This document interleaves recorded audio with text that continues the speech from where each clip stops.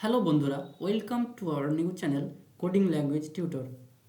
আমরা C++ lecture সিরিজের 3 নম্বর ভিডিওতে, যেখানে আমরা দেখে নেব বিভিন্ন ধরনের ডেটা টাইপ। তো চলো শুরু করা যাক। নিয়ম মতো আমরা এখানে হেডার ফাইল ইনক্লুড করে নেব IOStream using name space std name space use করার পর মেন ফাংশন।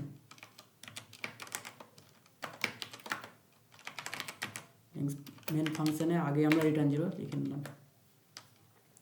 আগের ভিডিওতে আমরা দেখেছিলাম ইন্ট টাইপের ডাটা টাইপ, যেখানে একটা ইন্টিজার ভ্যালু স্টোর করেছিলাম।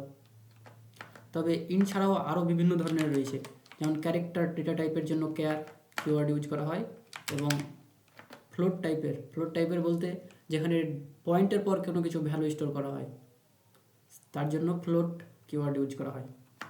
তাছাড়া এগুলো সব সিও রয়েছে, সিও, ফ্লোট, ক্যারেক্টার, ইন্ট, 3টা রয়েছে, আরও অনেক ধরনের রয়েছে।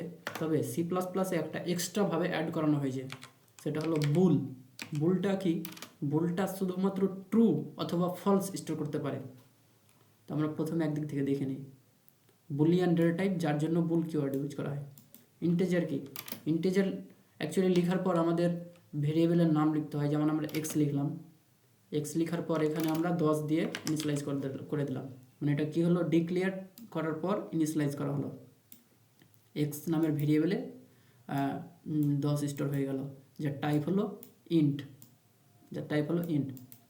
তো এখানে আমরা যে কোনো ভ্যালু স্টোর করতে পারি, তবে এটার একটা লিমিট আছে, যেগুলো আমরা পরের ভিডিওতে বিস্তারিত আলোচনা করব। দেন তারপর রয়েছে ক্যারেক্টার একটা সিএইচ নামে ডিক্লেয়ার করলাম। সিএইচ নামে ডিক্লেয়ার করার পর ক্যারেক্টার এখানে স্টোর করার জন্য আমাদের এইভাবে একটা কোলন দিতে হয়, যার মধ্যে আমরা একটা সিঙ্গেল ক্যারেক্টার লিখতে পারি। সেটা যাই ক্যারেক্টার হোক না কেন, স্পেশাল ক্যারেক্টার হতে পারে, নাম্বার হতে পারে, তবে এখানে একটার অধিক ক্যারেক্টার লেখা যাবে না। আমি এখানে স্টোর করলাম সিএইচের মধ্যে। দেন ফ্লোটের মধ্যে পাই লিখে ফ্লোটটাকে ডিক্লেয়ার করার পর সেখানে আমরা 3.14 লিখলাম, যেটা আমি বললাম মানে ফ্লোট টাইপের মধ্যে আমরা ডেসিমালের পর, অ্যাকচুয়ালি পয়েন্টের পর আমরা যে কোনো ভ্যালু স্টোর করতে পারি, কিন্তু এটা ইন্টে এই ধরনের সুবিধা ছিল না, এই জন্য ফ্লোটটা কাজে লাগানো হয়। বুলটা কি? বুলটা হলো বুলিয়ান টাইপের ডেটা টাইপ, যেখানে বুলিয়ান আমরা লিখলাম ইজ ট্রু, দেন এখানে আমরা স্টোর করলাম ফলস।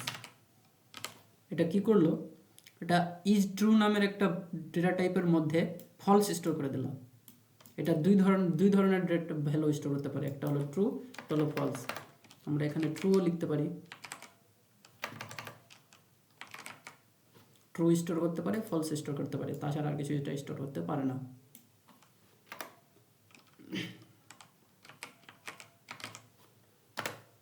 তো আমরা এগুলো ডিসপ্লে করে দেখে নিই আমাদের আউটপুট কনসোলে কীভাবে আউটপুট দেখাচ্ছে।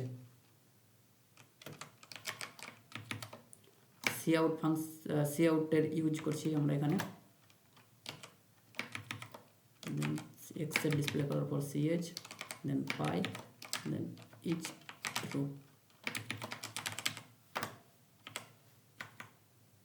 এখানে আমরা যদি এখন ডিসপ্লে করি তাহলে দেখতে পাবে আউটপুট ঠিকঠাক বোঝা যাচ্ছে না, কোনটা কিসের আউটপুট ঠিকঠাক বোঝা যাচ্ছে না। তার জন্য আমরা এখানে একটা করে স্পেস অ্যাড করব। স্পেস একটা ক্যারেক্টারটা আমরা এখানে অ্যাড করলাম। এখানে অ্যাকচুয়ালি কী হবে, একটা ক্যারেক্টার প্রিন্ট হবে, দেন স্পেস, আবার একটা ক্যারেক্টার প্রিন্ট হবে, আবার স্পেস। প্রত্যেকটা মানে অ্যাকচুয়ালি একটা ক্যারেক্টার না, একটা ভেরিয়েবল, এখানে এক্সের ভ্যালু প্রিন্ট হবে, দেন space, then character a print হবে, দেন স্পেস। দেখে নিচ্ছি আউটপুট, দেখো না আউটপুট কনসোলে কী দেখাচ্ছে। 10টা এক্সের ভ্যালু, সি আউটে প্রথমে এক্স ছিল, এক্সের মধ্যে ছিল 10 স্টোর, যেটা এখানে আউটপুট কনসোলে দেখাচ্ছে। ওইভাবে এ দেখাচ্ছে আবার 3.14 পায়ের ভ্যালু এখানে ডিসপ্লে করছে, যেটা এখানে স্টোর করে রেখেছিলাম 3.14। আবার এখানে 1 দেখাচ্ছে কেন? এখানে আমরা ট্রু স্টোর করলাম, তো এখানে 1 দেখাচ্ছে কেন? অ্যাকচুয়ালি আমাদের কম্পিউটার ট্রুকে 1 হিসাবে ধরে থাকে এবং ফলসকে 0 হিসাবে ধরে থাকে। মানে অ্যাকচুয়ালি 0 ছাড়া যাই কিছু আমরা স্টোর করবো সেটাই ট্রু। তবে আমাদের এখানে ট্রুর জন্য 1 ডিসপ্লে করা হলো। তো এখানে আমরা যদি ফলস লিখি তাহলে এখানে ডিসপ্লে করবে 0, ডিসপ্লে করেছে 0।